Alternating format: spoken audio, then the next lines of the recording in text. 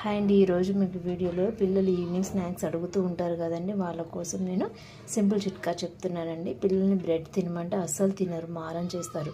Bread వద్దు అంటారు, పాలలో బ్రెడ్ వేసుకోమన్నా తినను అంటారు.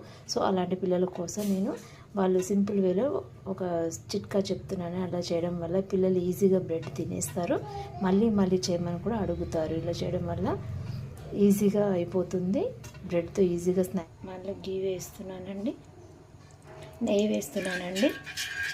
ఇలా నెయ్యి వేసేసి బ్రెడ్ తీసేసుకొని ఇలా 1 టైం అండ్ సెకండ్ టైం ఇలా తిప్పేసేయాలండి. అలా తిప్పేసి ఇలా అంటూ ఉండాలండి. మళ్ళీ బ్యాక్ సైడ్ తిప్పేయాలి. చూసారు కదా, అలా బ్రౌన్ కలర్లో వచ్చేంత వరకు బ్రెడ్ని ఫ్రై చేయాలి. సెకండ్ టైం టర్న్ చేసుకోవాలి. చూసారు కదండి, 2 టైమ్స్ అట్లా బ్రౌన్ కలర్లో రావాలి. చూసారు కదండి, ఎంతో టేస్టీగా బ్రెడ్ టోస్ట్ రెడీ అయిపోయింది. దీన్ని నెయ్యితో నేను ఫ్రై చేశానండి. సరే, ఎంతో కరకరలాడుతూ స్మూత్గా బాగుంది కదండి. ఇంట్లో ఈవినింగ్ పిల్లలు స్నాక్స్ అడుగుతారు కదండి, అలాంటి పిల్లల కోసం ఈవినింగ్ టైంలో సింపుల్గా 5 మినిట్స్లో అయిపోతుందండి. మనం ఎక్కువ కష్టపడాల్సిన అవసరం లేదండి. చూసారు కదండి, మా బాబుకి బ్రెడ్తో అలా చేసి పెట్టాను. ఎలా తింటున్నాడో చూసారా?